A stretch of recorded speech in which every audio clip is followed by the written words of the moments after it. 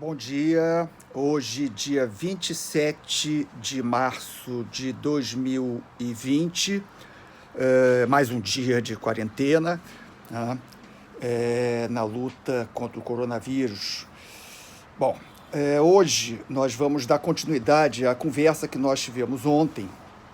Ontem nós trabalhamos sobre as condições históricas do surgimento de uma ciência criminal, ou melhor dizendo, né, de um pensamento criminológico que tenha status de ciência, ou status científico. Então, tivemos a oportunidade de falar um pouco das condições históricas da passagem do século XVIII para o século XIX, né, principalmente no cenário europeu, mas se estende para o mundo inteiro, né, mas principalmente se estende para o cenário das Américas, e que possibilitou o surgimento da filosofia positivista, mas que tem por base principalmente a consolidação do modelo da sociedade moderna, do modelo da sociedade ocidental, que também se espalha pelo mundo, esse modelo, né, com base no campo político, com a consolidação do Estado nacional, do Estado liberal, melhor dizendo, do Estado liberal, o Estado que não intervém na economia, não intervém no espaço social, o Estado que tem por base a concepção liberal de que ele é resultado de um contrato social e, portanto, as vontades dos indivíduos devem prevalecer sobre o coletivo. Com base, portanto, na primeira Revolução Industrial, né, a Revolução Industrial que possibilitou uma mudança significativa nos padrões econômicos, também políticos, sociais e culturais, mas nos padrões de acumulação de capital, né, e, portanto, de organizar as formas econômicas da existência, as formas produtivas da existência. Bom, então nós falamos isso ontem. Essas condições, as condições de surgimento de novos problemas que não eram esperados, já que a ascensão da burguesia, as revoluções burguesas do século XIX e ainda no começo do século, do século XVIII e ainda, né, entrando pelo século XIX, elas levantaram, né, a ideia de direitos, a ideia de liberdade, a ideia de igualdade entre os seres humanos, igualdade jurídica, né? Portanto, um processo que o Marx chamou de processo de emancipação política, né? Num livro chamado A Questão Judaica, de 1844, em que ele trabalha diferentes dimensões, né, da questão dos direitos humanos e também da dimensão da emancipação, do conceito de emancipação. Foi um processo de emancipação, a luta anti-absolutista, né, com as limitações de não ter avançado em alguns aspectos relacionados com o que o próprio Marx vai chamar de emancipação humana. No entanto, né, criou um caldo, criou uma substância, uma essência, né, de uma sociedade nova que estava, enfim, sucedendo, né, uma sociedade que seria uma sociedade mais retrógrada, mais conservadora, atrasada, arcaica, né, despótica, que era a sociedade anterior, o ancien regime, né? Então nós temos aqui um quadro novo, né, no começo do século XIX, nós chegamos a ver ontem. E é nesse contexto que surge uma série de problemas novos, né? Uma classe operária que não existia anteriormente, dentro do contexto industrial, da sociedade urbana industrial, das fábricas, né? Condições de trabalho muito intensas, muito graves, terríveis, né?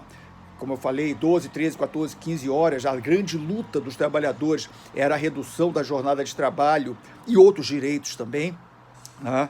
Num contexto de conflitos sociais e problemas sociais. Como explicar esses problemas sociais? Nós terminamos ontem a nossa conversa assim. Como dar conta de uma explicação pretensamente científica desses problemas sociais? O pensamento liberal não dava conta disso. O pensamento justnaturalista moderno não dava conta disso. e não dava conta, né, porque ele surge e se desenvolve num quadro em que a luta anti-absolutista era o centro, né, da própria sua existência e do sentido, né, desse pensamento liberal, desse pensamento justnaturalista no campo político, no campo filosófico. Então, quer dizer, é nesse contexto que surge a filosofia positivista, né, dando base para a construção de um discurso pretensamente científico no campo, né, da sociedade, no campo enfim, das questões humanas, das questões dos seres humanos. Surgem as ciências sociais, ciências humanas. A criminologia surge nesse momento, né? Bom, então, partindo, ou seguindo, melhor dizendo, né, de onde nós terminamos ontem, para dar conta, né, do surgimento dessa criminologia positivista e, portanto, né, na sua primeira impulso no século XIX, a chamada escola positivista italiana, muitos vão chamar de antropologia criminal, vou ler umas partes aqui. O novo quadro do capitalismo, em sua fase monopolista imperialista, no século XIX já, necessitava de uma redefinição da clássica ideologia liberal e foi a ciência que veio dar a base dessa nova orientação. Nós já falamos isso ontem, né? Então, a necessidade de redefinir aqueles fundamentos, aquela base que exatamente legitimava, justificava, fundamentava a sociedade nova que estava surgindo, a sociedade liberal que estava surgindo, né? O pensamento liberal, a ideologia liberal não dava conta disso sozinho. Então, quer dizer, o positivismo surge nesse contexto, né? A influência da ciência na redefinição da ideologia liberal construiu a ideia de que a sociedade industrial seria o estágio mais avançado da civilização humana. Então, uma das coisas que vem com o positivismo, com a filosofia positivista, é exatamente tentar explicar as realidades, o mundo, a vida, não através da religião, né, mas através da ciência, ou essa nova religião, entre aspas, que se chama ciência.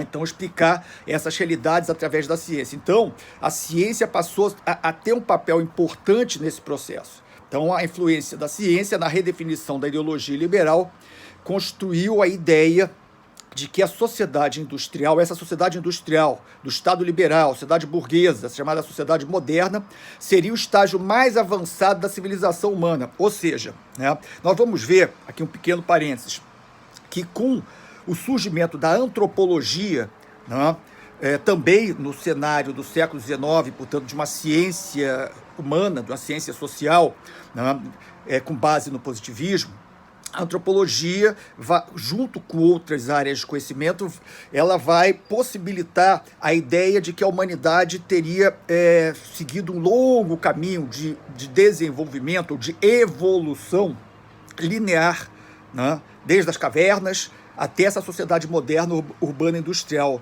do século XIX, ou século XX, ou mesmo século XXI, e esse desenvolvimento linear, né, teria se dado através de uma acumulação de conhecimento, uma acumulação, né, gradativa, como se fosse a própria vida humana, né? A infância, a primeira infância, que não se conhece muito, a segunda infância, né, a adolescência, e, por fim, a vida adulta, madura, enfim, em que aí se tem conhecimento de tudo. Mais ou menos seria isso. Então, né, eles partem da concepção de que aquela sociedade urbana industrial, aquela sociedade capitalista, burguesa, do Estado liberal, do mundo industrial, ela representa o estágio superior, o estágio mais avançado, né, que chegou à civilização humana. Dali para frente, só existiria o progresso. A própria lógica do conceito de progresso se desenvolve nesse contexto daí. A ideia do progresso, quer dizer, é um lema positivista, está na nossa bandeira nacional, na bandeira brasileira, ordem e progresso, né? Na verdade, o lema positivista é ordem, progresso e amor, né? Mas está lá presente, ordem e progresso. Que ordem é essa? É a ordem do capitalismo, é a ordem burguesa, é a ordem da sociedade urbana industrial, é a ordem, né, deste modelo de sociedade, né, que já está consolidada em boa parte da Europa, em algumas partes da Europa e na América do Norte, né, no século XIX. E que vai se desenvolver também, posteriormente, em outras partes do mundo, né, dentro de um contexto de integração, né, de todo mundo que já vinha de antes e que vai exatamente se colocar dessa forma. Então, quer dizer, essa sociedade é considerada superior, né, tanto que se vai falar das sociedades arcaicas, sociedades atrasadas, né, essa visão que vem de uma antropologia positivista, de evolução, né, quer dizer, do arcaico, da barbárie, para a civilização. A noção de civilização, né, e de progresso, ela vai estar presente nesse conceito. Então, se chegou à civilização, se chegou ao estágio superior da humanidade, né, se chegou, portanto, às condições, né, quer dizer, de que os seres humanos, as sociedades chegaram, né, ao seu patamar superior, exatamente nesse século XIX, exatamente nas condições dessa sociedade liberal, industrial, urbana e burguesa, né? Então, quer dizer, a gente vai perceber daqui a pouco, né, que como é que vai, a sociedade tendo chegado a esse estágio, como se explica esses problemas que continuam existindo, né? E não só os problemas que continuavam, que tinham anteriormente, a miséria, a fome, a pobreza, mas também os problemas, né, novos que vão surgindo, as greves, né, quer dizer, os conflitos sociais novos, né, os problemas ligados ao crime e assim por diante, né? Como explicar isso numa sociedade tão perfeita e superior como a sociedade urbana, industrial, capitalista, né, burguesa. Então, a ciência, né, tem um papel importante nessa redefinição ideológica do liberalismo. Uma nova ordem perfeita, racional, científica, em que as dificuldades existentes na sociedade, como a miséria, os conflitos sociais, o desemprego resultante da introdução da máquina na produção, isso aqui é importante, quer dizer, ou seja, a introdução da máquina na produção, da tecnologia, naquele momento ainda máquinas que para hoje, né, no século XXI, são rudimentares, mas que eram grandes avanços tecnológicos para fazer roupa, produzir uma série de coisas. A indústria têxtil era a base, uma das bases principais do processo de revolução industrial, da primeira revolução industrial. Então, a introdução da máquina, se por um lado ela aumenta a produtividade, né, e não só a produtividade, mas a produção, que são coisas diferentes, interligadas, mas diferentes, né? A produção é a quantidade de coisas produzidas, né, e a produtividade quer dizer, exatamente a capacidade, né, do processo produtivo de produzir não somente mais, mas em tempo menor, né, com custos menores. Então, a introdução da máquina, ela teve essa vantagem. No entanto, ela levou, né, naquela sociedade, sem nenhum tipo de proteção do trabalho, nenhum tipo de proteção dos indivíduos, dos trabalhadores, a desemprego, né, o aumento do desemprego. Você não precisava mais de 25 trabalhadores, precisaria só de 8, 10, né, você tendo máquinas determinadas que substituem, né, esse trabalho e aumentam não somente a produção, mas o ritmo de trabalho num espaço de tempo menor. Então, né, uma série de problemas, né, sociais, miséria, conflitos sociais, greves, enfim, né, desemprego resultante da introdução da máquina da produção, o aumento da criminalidade, a delinquência juvenil, a loucura, o alcoolismo, né, seriam considerados, portanto, resquícios, né, alguma coisa que ficou do passado feudal, daquele passado pré-moderno, daquele passado arcaico, daquele passado, né, que tinha deixado de existir. Como é que veio essa explicação, né, da sobrevivência de problemas do passado nessa sociedade nova? Veio através do discurso pretensamente científico, né, das chamadas ciências humanas e sociais de base positivista que estão surgindo nesse momento do século XIX. Dentre eles, a criminologia, junto com a sociologia, com a antropologia, com a pedagogia, né, com a cientificação dos diferentes discursos de conhecimento, dos diferentes pensamentos sobre essa realidade. Então, né, esses problemas todos sociais, criminalidade, conflitos sociais, né? Alcoolismo, loucura, prostituição, mendicância, conflitos, enfim, seriam considerados resquícios de um passado feudal, né? Que sobreviveram ameaçando a organização superior da ordem, né, da sociedade urbana industrial capitalista. Então, é como se fosse o seguinte, como se o próprio modelo se isentasse desse problema. Eu não tenho nada a ver com isso, né? A favela não tem nada a ver com essa sociedade. A sociedade aqui são os bairros organizados do Leblon, Ipanema, dos Jardins, das cidades, enfim, né?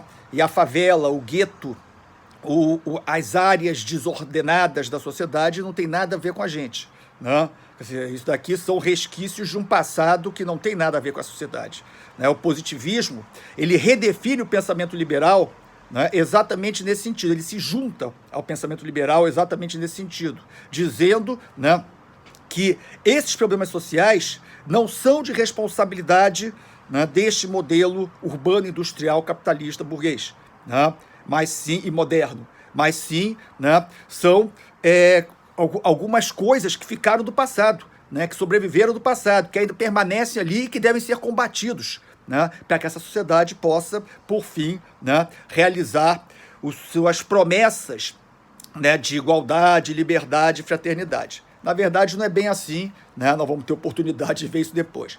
Ao se entender as contradições e os conflitos existentes como uma continuação do passado, que ameaçava a estabilidade da vida e da produção capitalista, propunha-se a eliminação, ou pelo menos a neutralização desses focos desestabilizadores, né? Então o que é que você tem que fazer? Você tem que criar mecanismos dentro da sociedade, mecanismos políticos, econômicos, sociais, né?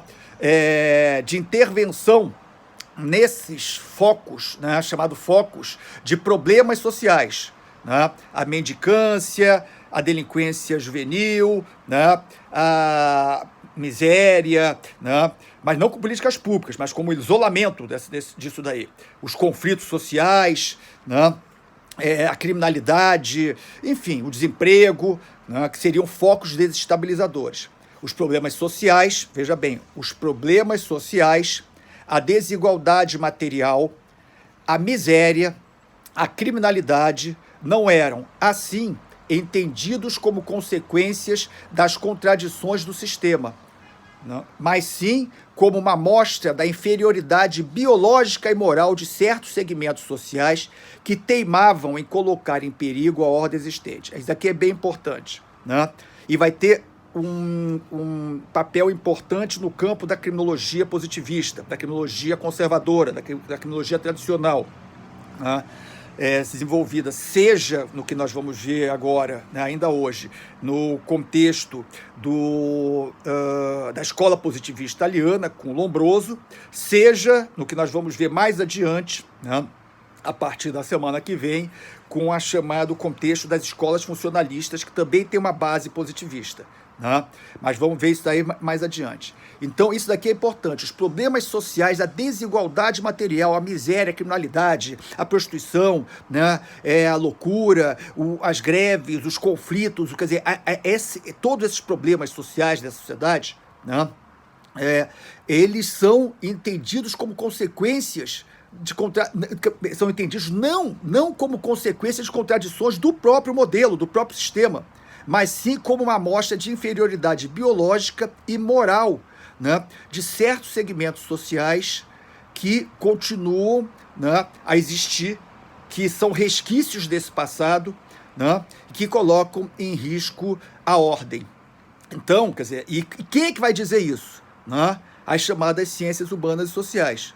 A pedagogia, né, em relação à não adaptação de pessoas, de crianças, né, ao modelo de sociedade, a antropologia, falando que alguns, né, grupos humanos estariam em escalas inferiores de desenvolvimento civilizatório, mais próximos da barbárie, né? Quer dizer, mais ou menos próximos, não teriam chegado a esse, né, patamar superior, por isso são desordeiros, por isso são transgressores, por isso criam problemas, por isso são criminosos, por isso, né, se prostituem, por isso são enfim, alcoólatras, por isso têm vícios, por isso criam problemas, por isso se rebelam, são rebeldes, né? Fazem greve, enfim. E não por um problema do próprio modelo, como uma contradição do próprio modelo, né?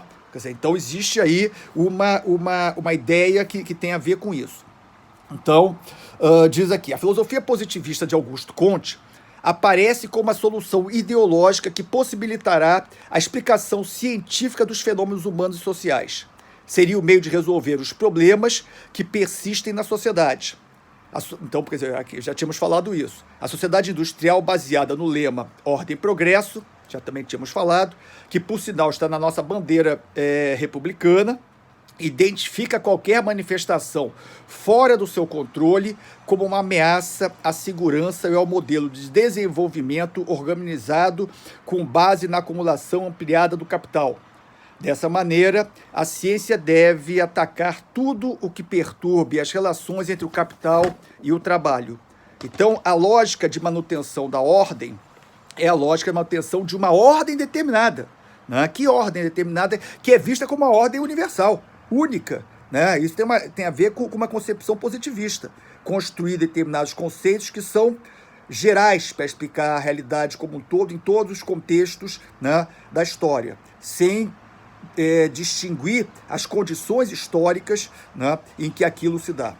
Surgem nesse contexto as ciências do homem, ciências humanas e sociais, como tínhamos falado, baseadas no positivismo, utilizando-se de uma metodologia de análise da realidade social transplantada das ciências exatas e naturais. Isso aí é importante. Os seres humanos, desde que eles se tornaram humanos, né, eles constroem discursos para entender e explicar os fenômenos que o cercam, né?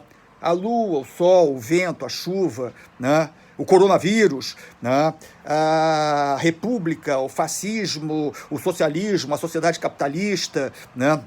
Os mares, o frio, o calor, né? O trovão, quer dizer, são fenômenos, né? Fenômenos. Alguns desses fenômenos existem antes mesmo do ser humano existir e independem da nossa vontade como ser humano. O vento, a chuva, o trovão, o frio, o calor, os fenômenos que nós chamamos matemáticos, né? 1 mais 1 igual 2, né? Quer dizer, um dinossauro está andando, encontra outro dinossauro antes do ser humano existir, ficam 2 dinossauros, né? É um fenômeno matemático, né? Quer dizer, um fenômeno no campo físico, no campo da biologia, né, das ciências exatas e naturais. H2O igual a água. Né? Não tem jeito. Esse H2O igual a água existe antes do ser humano existir. Então, a forma de entender esses fenômenos, que independem da gente, que as ciências naturais, as ciências exatas, as ciências biológicas utilizam, a metodologia é da observação empírica desses fenômenos e da descrição desses fenômenos, de como ele funciona, das leis de funcionamento desses fenômenos.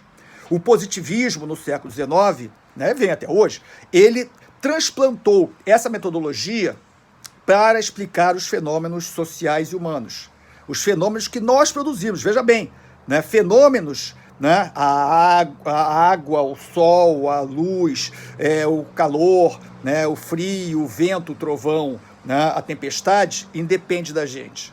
São fenômenos que independem da gente. Já existe, se a humanidade deixar de existir com esse coronavírus, né? Nunca mais, não tem mais ser humano no mundo, morreram todos. Outras formas de vida, inclusive o próprio, talvez, né, vírus, continuarão existindo, né? Outros fenômenos, esses fenômenos que independem da gente continuarão existindo. Frio, calor, né, sol, chuva, trovão, isso tudo. Né? Só que nós, nesse longo período de milhares de anos, né, fomos também construindo fenômenos. Também inventamos fenômenos. Nós fizemos a religião, nós inventamos as sociedades, nós inventamos a república, inventamos o teatro, inventamos a filosofia, inventamos a família ou diversas formas de família. Na história da humanidade não existe uma forma só de família, né? Quer dizer, inventamos ideologias, formas de pensar o conhecimento, né? demos nome para esses fenômenos todos, os que nós inventamos e os que nós não inventamos. Por que eu estou falando isso daqui? Né? Porque o que acontece? O positivismo, nesse processo de adaptação, né, de redefinição do pensamento liberal no século XIX, para dar, né, uma explicação para os problemas sociais, ele, com as ciências sociais e ciências humanas, as chamadas ciências do homem, entre aspas, podemos colocar assim, né, ele transplanta essa metodologia das ciências exatas, das ciências naturais, das ciências biológicas, para explicar os fenômenos humanos, os fenômenos sociais. Ou seja, através, né, da observação empírica desses fenômenos e da descrição desses fenômenos. Isso daí pode trazer uns problemas, e na minha opinião traz muitos problemas, né? Porque os fenômenos que nós produzimos, nós estamos dentro deles. Nós não estamos lá de fora observando, né? Eles existem porque nós existimos e eles, né, são construídos a partir de um processo histórico. Isso é fundamental. De um processo histórico que, portanto, ele é social e ele é político. Né? É político no sentido de que existe disputa de poder. Uns vão achar que é muito boa a república, outros vão achar que é muito boa a monarquia. Outros vão achar que é muito bom o mundo liberal, capitalista, outros vão achar que o mundo socialista, o mundo social-democrata, o mundo, né, mais coletivizado é melhor. Uns vão achar que o fascismo é uma maravilha, né, e outros vão achar que qualquer forma de prática autoritária, totalitária é muito ruim. Né? Uns vão, achar que tal forma de conhecimento, né, ela é mais adequada para explicar uma realidade, outros vão achar que outra forma, mas não é só um achômetro, não é só um achismo. Né? É uma disputa que existe na sociedade, com fundamento de um lado e de outro, né? Existe fundamentação nisso daí, no sentido de se apropriar dessas realidades que nós mesmos produzimos, sociedades, enfim, e dar um sentido de explicação a ela. O positivismo está fazendo isso daqui, no século XIX. Ele olha essa sociedade, né, e diz, bom, tem um problema aqui, a sociedade é tão perfeita, é tão boa, né, com base nos princípios de igualdade, liberdade, fraternidade, né, ela é o estágio superior de desenvolvimento da humanidade, né, não vai ter mais a lei, a humanidade daqui só vai progredir, só vai se desenvolver, né. Como é que tem esses problemas? Descobrimos, é os resquícios do passado. O crime é resquício do passado, né? A loucura é resquício do passado. Tudo que não se adapta à sociedade seria, portanto, considerado resquício do passado. Né? A ciência explicaria de forma neutra, entre aspas, e objetiva, os mecanismos de funcionamento da realidade social. É exatamente nesse momento que surge o pensamento do Lombroso. É exatamente nesse momento que surge, né, o livro L'Uomo Delinquente, né, do César Lombroso, aquele médico italiano, né, tentando explicar o que é o crime, paralelamente com outros autores que estão explicando o que é a loucura, que estão tentando entender uma série de coisas, tentando entender esses problemas sociais. É exatamente nesse processo que surge a antropologia criminal, posteriormente denominada criminologia, se não me engano é o Garófalo, né, que dá esse primeiro nome de criminologia, também pertencente à escola positivista italiana, a partir da obra do médico italiano Cesare Lombroso, L'Uomo Delinquente, publicada em 1876. Uma obra que segue a orientação positivista e que propõe o estudo das causas do crime a partir do homem criminoso. Então ele passa a tentar explicar o crime, não tentando entender a realidade do crime, né? Dentro da própria sociedade, já que o crime é uma coisa que é um resquício do passado, é uma coisa que não tem a ver com essa sociedade, afinal de contas tem tantas pessoas honestas, né? Tantas pessoas que não cometem crime. Vamos ver mais na frente, né, dentro do campo da nova criminologia, principalmente da criminologia crítica, né, o conceito de delinquência do colarinho branco, também, né, delinquência do colarinho branco, mas vamos ver o conceito de, né, cifras ocultas da delinquência. Muitos chamavam anteriormente de cifras negras da delinquência, mas as cifras ocultas da delinquência, né, que desmonta essa teoria aqui que vem com o positivismo. Então, quer dizer, o crime seria uma coisa, né, de que algumas pessoas estranhas, algumas pessoas esquisitas, algumas pessoas que não se adaptam à sociedade, algumas pessoas que estariam talvez em estágios civilizatórios, né, inferiores em relação à sociedade civilizada contemporânea, cometeriam, né? Então, Lombroso partiu de uma orientação determinista baseada no conhecimento das características biopsíquicas do indivíduo considerado criminoso. Fez pesquisa nas prisões italianas, estudando todos os detalhes da constituição orgânica, fisiológica, física dos indivíduos condenados, para concluir que o criminoso seria uma pessoa problemática, cujas ações são o reflexo direto da sua inferioridade biológica. Então, aqui vocês vão perceber que da mesma forma não, né? Por exemplo, no período inquisitorial, sistema penal inquisitorial, sistema pré-moderno, né? O crime é entendido como pecado, como heresia, uma afronta a Deus, né? A reforma penal liberal, com a ascensão das revoluções burguesas, com o iluminismo, com o pensamento liberal, né? Uma concepção até emancipatória, né? Ela vai falar, não, o crime é resultado de um rompimento do contrato social, não tem nada a ver com Deus, não tem nada a ver com isso, né? ou com uma dimensão, com um olhar divino, né, religioso sobre isso. O crime é um rompimento que individualmente as pessoas fazem livremente, né, com consciência. Ele rompe o contrato social contra todos os outros indivíduos, né, que vivem harmonicamente em sociedade. Aqui, o que começa a aparecer com o Lombroso, né, que era um médico? O crime passa a ser entendido como uma patologia individual. Parênteses, nós vamos ver mais na frente, quando entrarmos nas chamadas escolas funcionalistas, positivistas também, mas funcionalistas, através da sociologia, né, chamada sociologia criminal, enfim, essa patologia individual, ela também vai se associar a um conceito um pouco mais amplo, que é de desvio, né, os chamados desvios, transgressões, desvios, enfim, que é mais amplo que o crime, né? E que, portanto, existia também uma patologia social, áreas da sociedade que são patológicas, são doentes, mas aí vai ficar para depois. Agora o Lombroso está falando do indivíduo, ele está centralizando no indivíduo, está falando, esse camarada que cometeu um crime, que está na prisão, né? Ele é criminoso, não porque ele é igual às outras pessoas, ele não é igual. Ele tem características biológicas, orgânicas, físicas, né? Até fisionômicas, diferentes do ser humano normal. Este ser humano normal, sim, ele está adaptado à sociedade moderna, né, do estágio superior civilizatório, de igualdade, liberdade, fraternidade, que pode viver tranquilamente na sociedade, né, do século XIX, século XX, né, século XXI, enfim, uma sociedade em que ele se adapta muito bem e não cria problemas, né? Ele não é transgressor. Parênteses, né?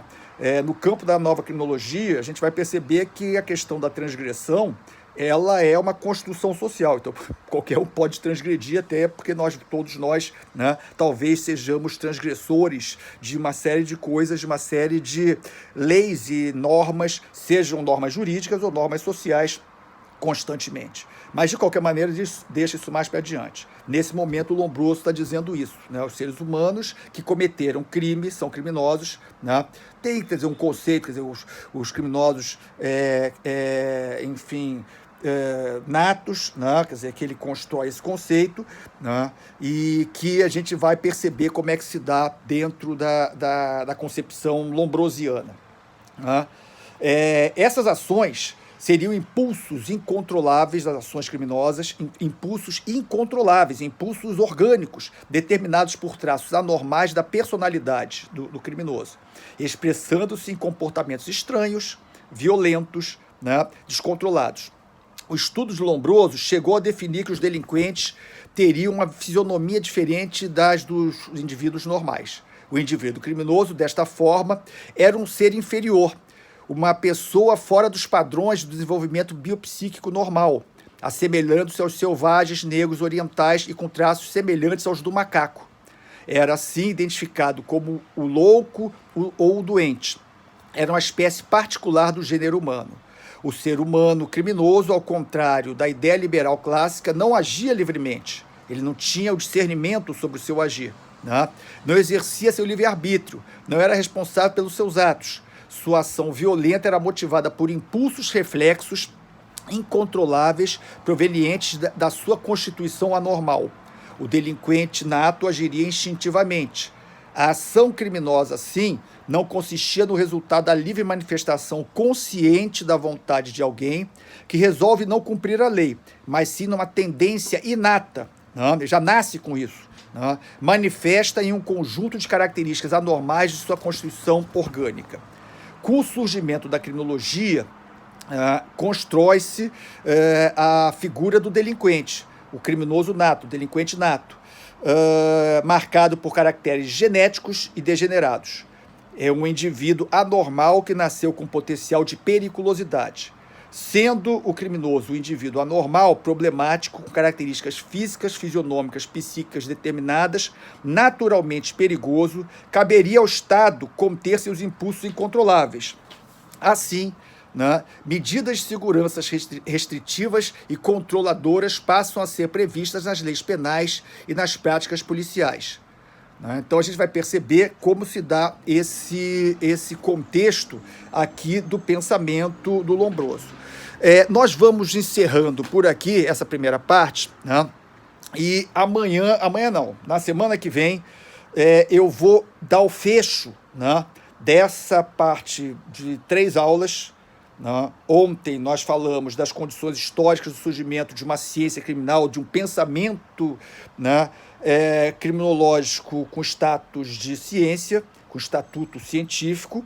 Né? Hoje nós entramos no surgimento, né, do discurso criminológico a partir da escola positivista italiana, e amanhã, no fecho, nós complementamos algumas informações em relação a isso e também, né, agregamos algumas pequenas observações da Rosa Del Olmo no primeiro capítulo dela, do livro, né, América Latina e sua criminologia, né, aqui em português, aqui na edição brasileira, né, da Rosa Del Olmo, América Latina e sua criminologia, enfim, e também, né, do livro do Gabriel Inácio Anitua, né, tá aqui, quer dizer, histórias dos pensamentos criminológicos, né, no capítulo em que ele vai falar exatamente da criminologia positivista e do impacto, né, dessa criminologia positivista em relação à América Latina, né, e principalmente em relação ao Brasil, pegar alguns aspectos disso.